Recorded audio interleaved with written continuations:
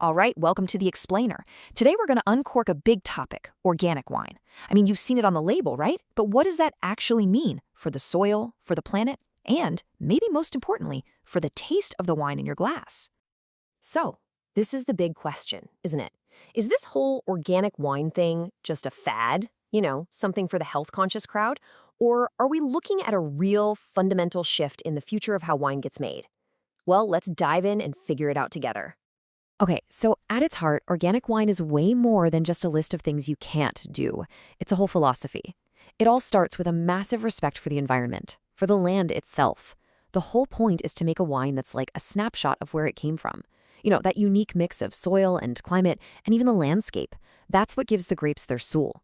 And yeah, that's what the French famously call terroir. All right, so section 1, purity from the vine. To really get what makes organic wine special, we have to start right where it all begins, out in the vineyard. This is where the real magic happens, where the biggest differences take root, long before a single grape even gets near a press. So take a look at this. What's so fascinating here is just how different the core goals are. I mean, on the one hand, with organic, you've got a system built to work with nature. Think compost, green manure, all about creating a healthy, living soil. But on the other side, with conventional methods, the goal is often just maximizing yield, getting the most grapes possible, and that usually means bringing in synthetic chemical fertilizers and pesticides. It's really a story of ecosystem versus, well, extraction.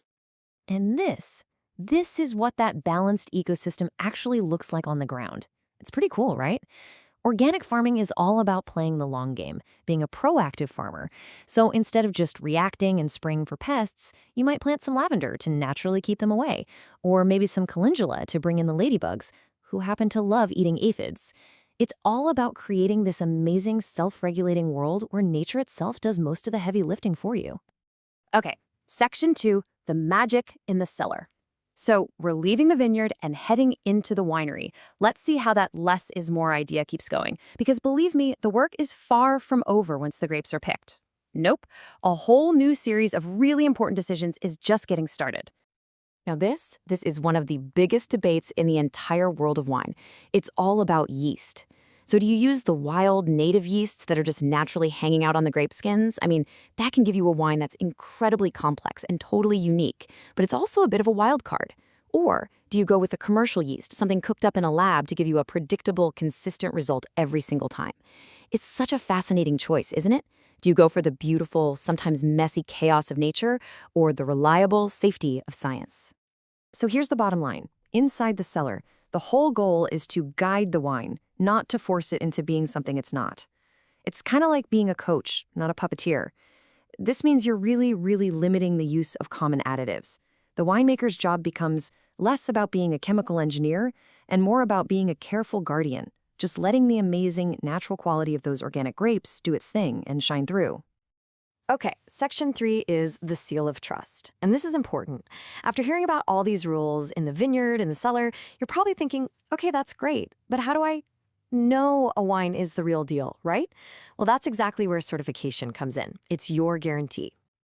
Yeah, you can think of that certification seal as a promise. It means that an independent group has come in and audited the entire operation.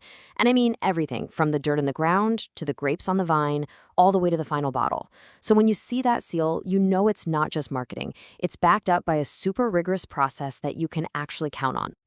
And sulfites? Oh man, they're a perfect example of how specific these standards get. It's a pretty common preservative, but the rules are different depending on where you are. So here's the key thing to know. In the European Union, an organic wine can have a tiny, very restricted amount of added sulfites. But if you want that official USDA organic seal in the US, nope, zero. Absolutely no added sulfites are allowed, period.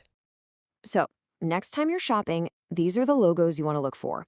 You've got the USDA organic seal in the States, there's EcoCert, which you'll see internationally, and then there's Demeter, that's for biodynamic wines. Think of biodynamic as, well, it's like organic on steroids. It's a whole holistic approach that even brings in stuff like astronomical cycles, pretty wild. But yeah, any of the seals, they're your guarantee that you're getting the real, authentic stuff. All right, our final section, a toast to the future. So we've gone through all the details. But why does any of this matter to you? the person who's actually going to be drinking the wine. Let's bring it all back to what's in your glass and talk about the real-world impact of going organic. When you really boil it down, the benefits are pretty clear, and they hit on 3 key levels. First, there's your health. We're talking no synthetic pesticide residues and lower sulfites. Then there's the planet. You're supporting farming that's better for the soil, the water, and biodiversity as a whole. And finally, the taste. A lot of experts will tell you these wines just taste more alive. They've got more vibrant aromas and are just a truer expression of where they came from.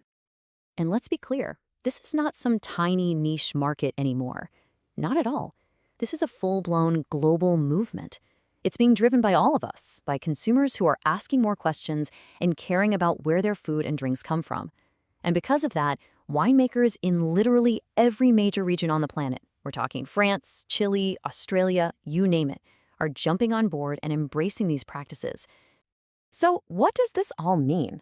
Well, the next time you find yourself in the wine aisle trying to pick a bottle, you'll know what's really going on behind that organic label. You'll know it's not just about what they left out of the wine, but about the incredible living ecosystem that they put into it. The choice is yours, and it's about more than just wine. It's about what kind of story, what kind of world you want to taste in your glass.